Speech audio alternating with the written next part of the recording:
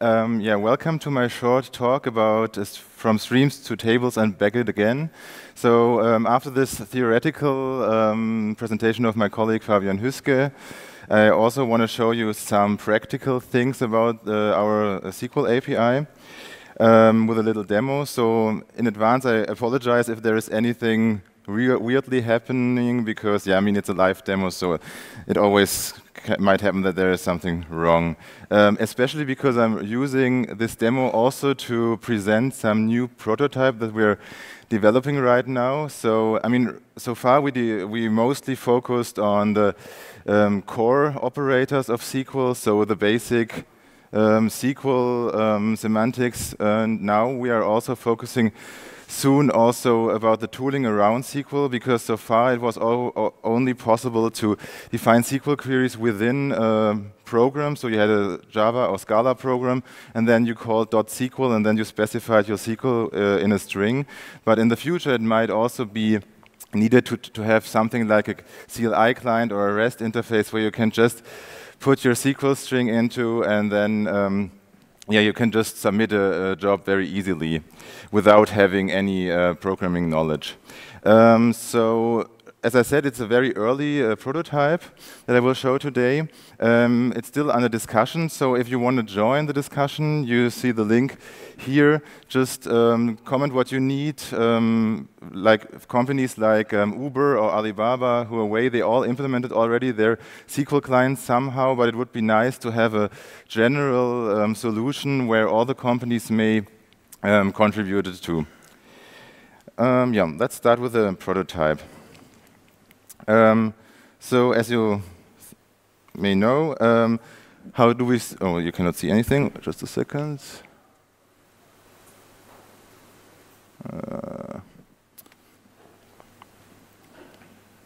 Oh, that's bad.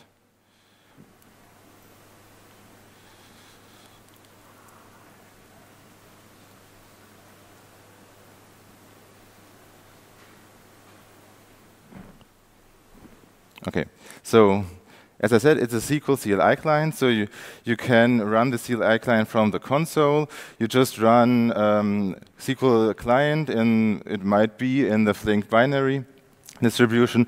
You have to deliver some configuration which contains some information about connectors and parameters and so on. And you also can provide a catalog which is stored in JSON.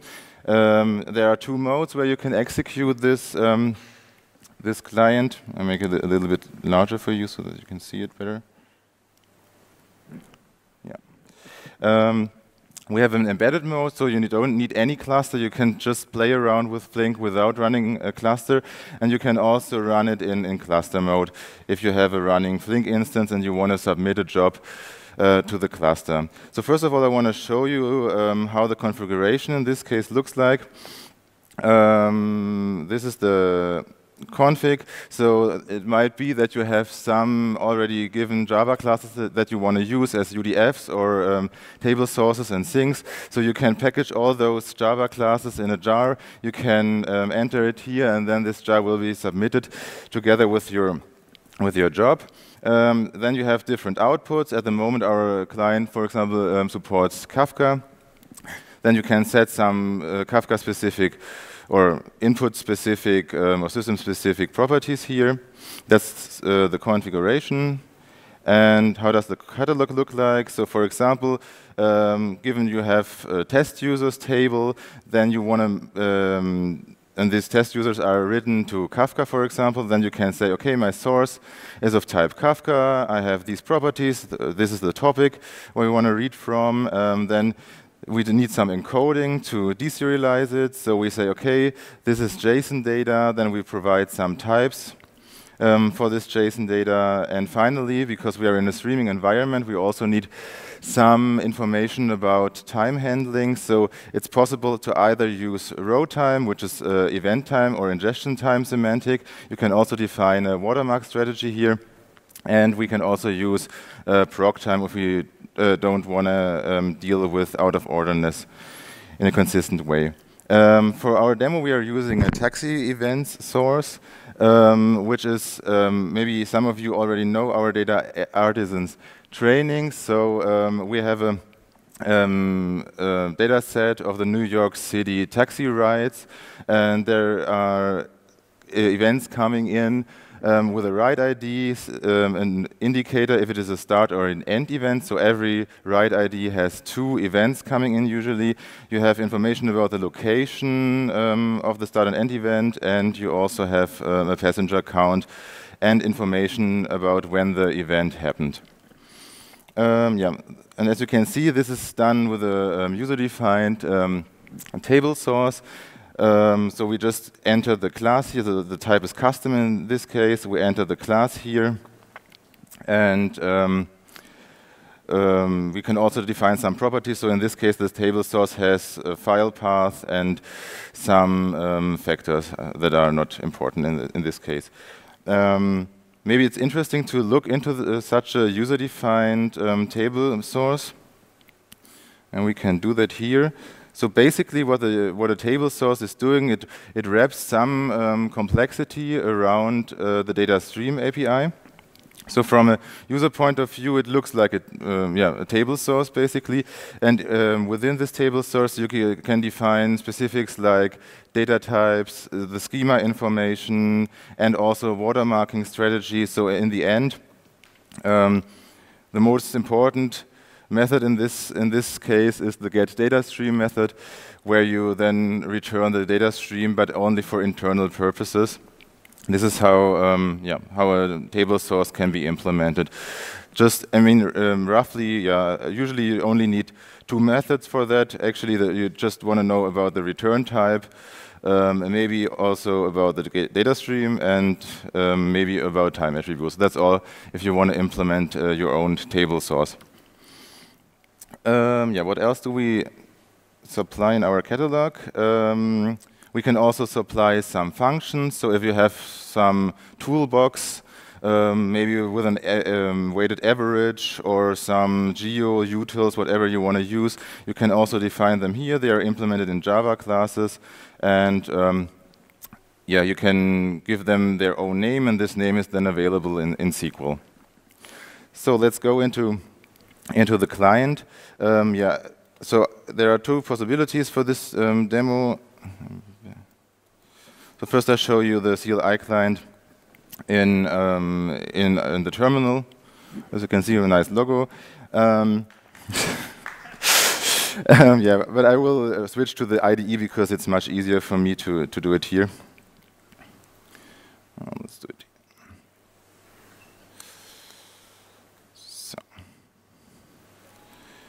As you can see, the configuration and catalog has been read in, so you can also use some commands to, for example, show all the tables that have been registered and information about the tables. You can show all the functions that have been registered. You can also use explain to describe the plan that we will show or will create shortly. So let's start first with a very simple example. I mean, that's the nice thing about a CLI client and SQL. You really need very little code to produce some result. For example, like just do a 1+1 thing. It's very easy to play around with things and compute something. In this case, we computed 2. But you can also do much more complicated things. Like, for example, what do I have? Here, for example, you could output all the events that are stored. This should work. Okay. As I said, it's an early prototype, so let's restart it.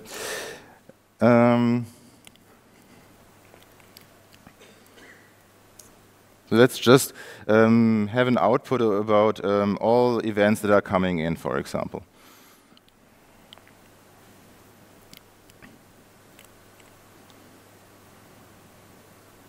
I hope it works. No.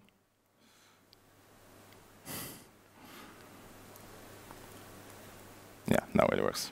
And as you can see, this is real time once the job starts, yeah, you can see the events coming in. So maybe now we want to do some computation about these events. So what could we do? For example, let's use one of our Flink user-defined functions, for example. Because if you look on the website, you will see that there are a lot of built-in functions in Flink. So you can really use this as a very good toolbox also for doing ETL things. Yeah, a lot of functions, as you can see. And in this case, yeah, let's format the timestamp a little bit and output it a little bit more nicely. New write on Tuesday at, and then some timestamp. What else can we do? Of course, we can do aggregation, like a running aggregate. And as Fabian explained, if we have running aggregates, then we have the problem that this is not an append-only table anymore. This is an update table, because once there is a new event coming in, we have to retract the old count that we emitted, and we want to update the count. So as you can see here in this example, I stop it to just look into it. Whenever there is a new event coming in, the old count will be retracted, and the new count with 74 in this case will be added. So false means deletion, and true means updating or insertion in this case. Yeah, what else can we do? Yeah, we can also do some more complicated things like averaging and filtering in this case. And as you can see in this example, we also can use user-defined functions for that. User-defined functions look very easy and can be very easily implemented. As you can see here, it's basically just extending one class, and then you have to implement this eval method, and Flink will automatically extract the parameter types and the return type out of the class. So all you have to do really is to implement a function like this and register it in the catalog. That's all. Yeah, and you can do much more complicated things. What else do we have? I mean, these were running aggregates. We also have over windows. I can show you an example. This example is so large that I put it into a file. So I don't know if you are familiar with over windows, but in general, over windows mean that for every record that comes in, one record will go out.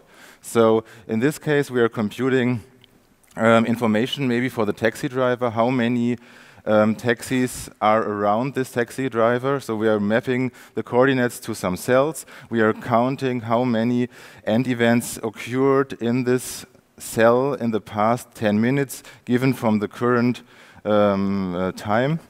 So we are doing some output here. And then we are counting, and here's the partitioning or the mapping to a cell ID. And we order by event time. And then we say, okay, we want to have the last 10 minutes preceding from the current row. And yeah, and we do some filtering before, and I can show you a running solution. No, that's the wrong one.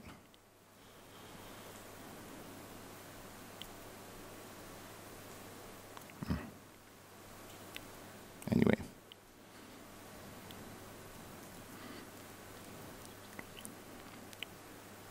So it might be necessary sometimes to define SQL queries in files. So you can simply link to this file.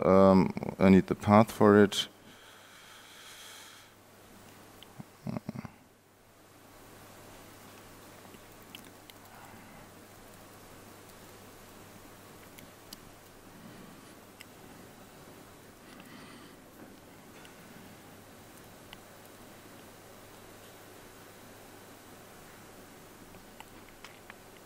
Yeah, as you can see, the job is running. First, there are just ones because the events are streaming in. So in order to compute the last 10 minutes, of course, you have to wait a little bit. And yeah, it's a little bit slow. But as the time progresses, you will see that the ones are turning into larger numbers. And finally, after 10 minutes, they really represent the actual computation. Yeah, you can also do much more complicated stuff. Like in this case, we have a popular places example. You might know this from the training exercises, where we are using group windows to aggregate or computing sliding windows of 15 minutes every 5 minutes.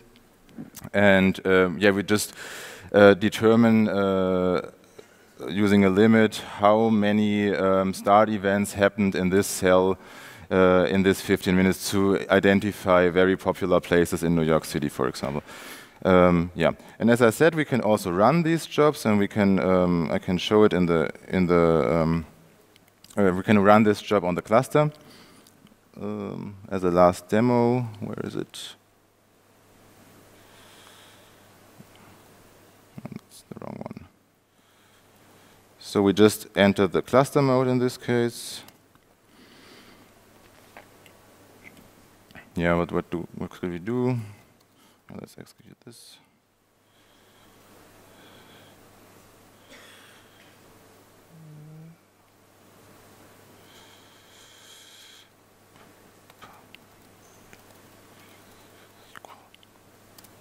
Oh no, what was the problem?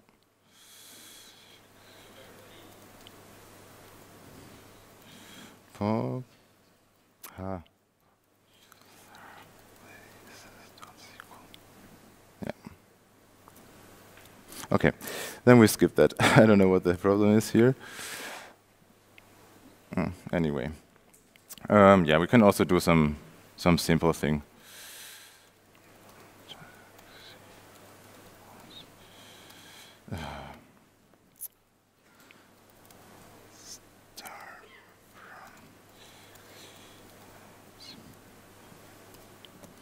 And this will deploy to the cluster. As you can see here, you can monitor it also here, but as you can see, we have now a running job.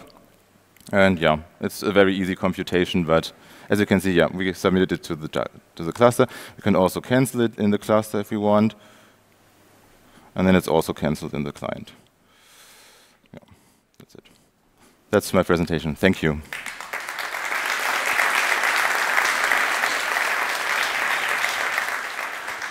Any questions? Any questions? Yeah.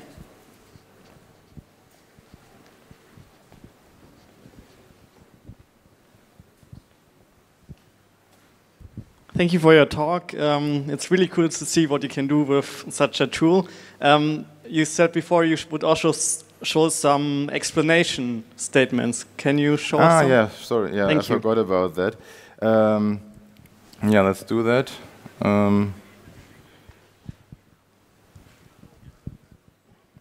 So for example, if we have a query like, yeah, what can we do? Let's take this one.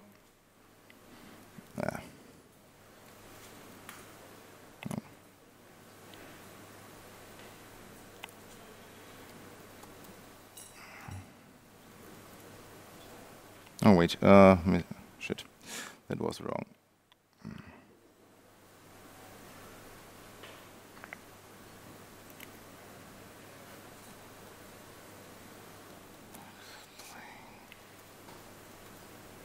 So for example, if we have a query like this, and we just show, let us show the plan. So in this case, yeah, we can see how the logical abstract syntax tree for this plan looks like, how the optimized plan and the DataStream program in the end looks like, which stages there are, and which shift strategies they have, and so on. Yeah, it's also possible. Other questions? So, if I understand correctly, you're building Hive on top of Flink, right? Yeah, if you want to call it like that, yes. The usability of Hive with streaming applications, yes. Right. So the question here is, how do you see it moving forward? Because do you see it as a generator for Flink jobs, or you see it as a sampling tool? Because for Hive, you have the full data set. Here, you never have the full data set. So either you can use it as a tool to create Flink jobs, in which case the questionable piece is the output of the data, or you see it as a tool to quickly sample the stream and see what you're dealing with? No, I think it can be both. I mean, it is useful to just play around with streams. I mean, especially if you have some things like save points and you want to do new logic or just want to work on things that are stored in Kafka, for example, and yeah, train some things.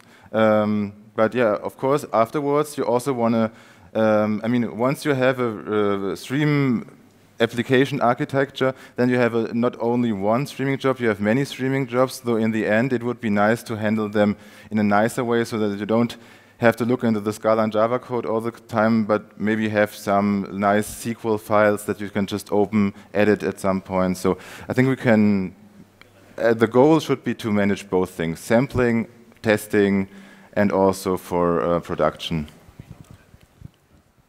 But if you're trying to do it for production, what are you going to do with the output? Because for sampling, putting the output on the console is great. No, of course. I mean, this was just a prototype and demo. No, of course, there will also be some statements. I mean, right now we are working on also creating some data definition language statements like insert into, so that you can say, okay, select blah, blah, blah, and then insert into Kafka topic, for example. So there might be additional syntax necessary or semantics necessary to also define the targets, of course, yeah.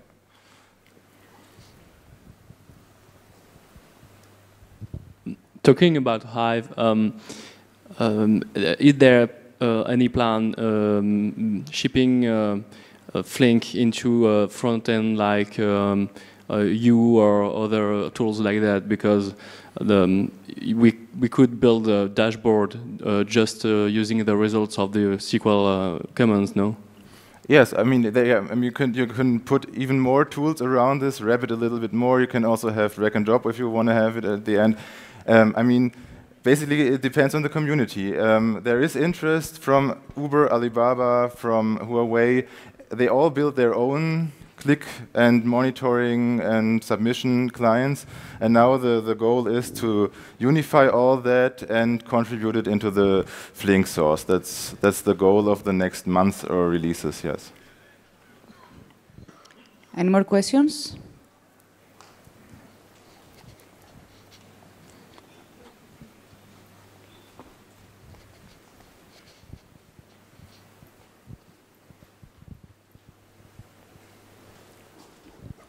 So I was wondering if you have any plans concerning state reuse, like, okay, checkpoints and everything for stateful operators? I mean, in general, all operators that are generated by the SQL API are stateful operators, or many of them are stateful operators, like Windows, over Windows, and so on. Yeah, of course, we have to also integrate this with save point management and I mean, yeah, if you want to use it on Flink, then you have to provide some Flink-specific configuration as well, yes. Thank you very much. Thank you.